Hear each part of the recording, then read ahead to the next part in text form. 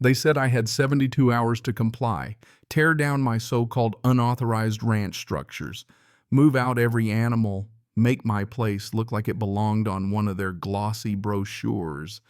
And if I didn't, legal action, public shame in the works. Now here's the kicker. I don't live in their HOA. I never signed their rules, never paid their dues, wouldn't be caught dead at their pool parties or wine and cheese nights. And the absolute best part, I'm their landlord. I own every square foot of the land their precious HOA clubhouse, pool, and tennis courts sit on. Yeah, chew on that for a second. You ever have one of those days where the universe tosses you a perfect slow pitch right over the plate? That's what this felt like. Instead of panicking, instead of moving a single post or sheep, I spent those 72 hours crafting a nice, tidy legal notice tripling their rent effective immediately.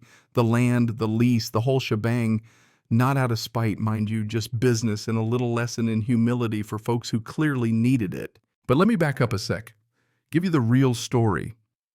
My grandfather, he was a legend around here.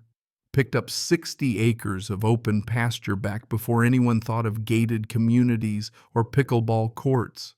Over time, he sold some parcels off as the town spread, but he held onto a core chunk, a 6-acre strip that years later some eager developers wanted for their shiny new HOA community center.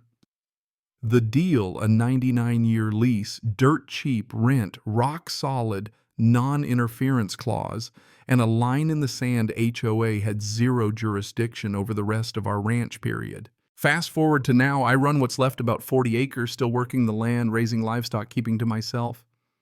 But Okolo Preserve, that's the HOA, started getting greedy, acting like their fences ran wider than they did.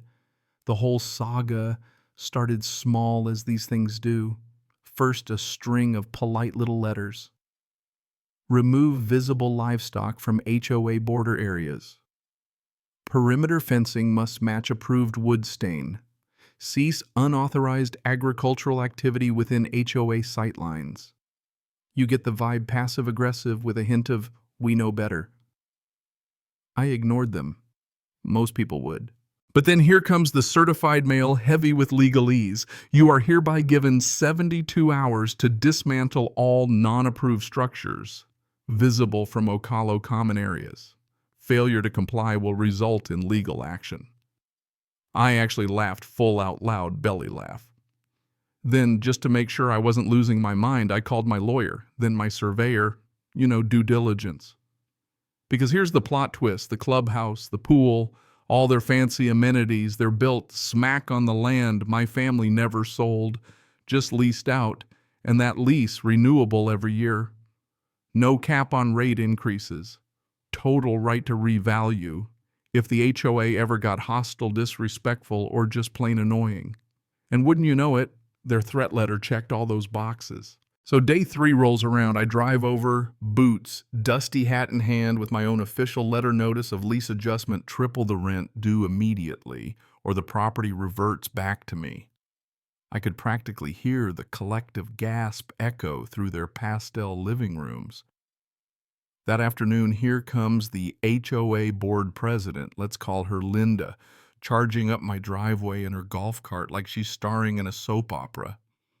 You can't just change the rent like that, she shouts, face redder than a stop sign. I kept it calm, pointed at her right to paragraph 12, subsection C of the lease. Your own letter triggered this. Check with your attorney if you don't believe me. She sputters. You're bluffing. I just smiled.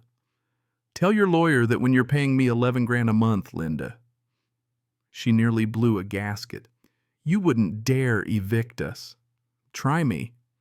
I've already got the county on speed dial eviction papers ready. Don't test a rancher who's had a long week. The fallout was fast and ugly. Suddenly, the HOA's golden days turned into crisis meetings. Residents found out their board had poked the bear their landlord without a backup plan.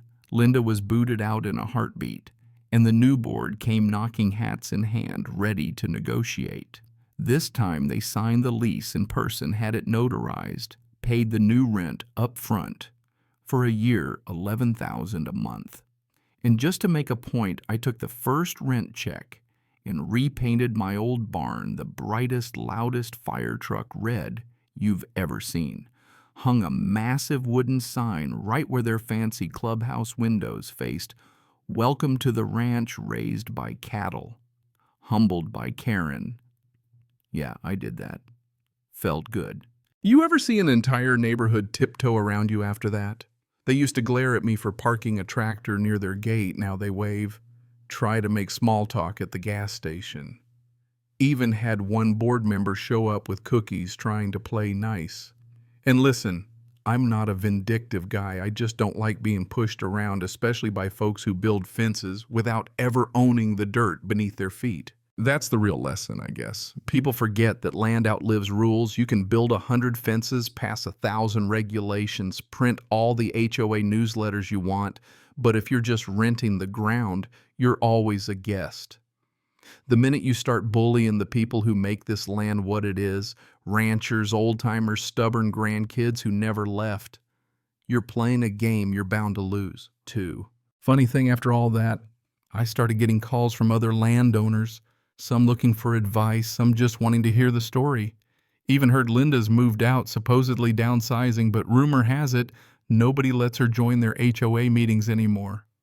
Life's funny like that. Karma has a real sharp sense of humor. So next time you see a no trespassing sign or some old barn standing proud, remember sometimes the quietest neighbor is the one keeping the roof over your head.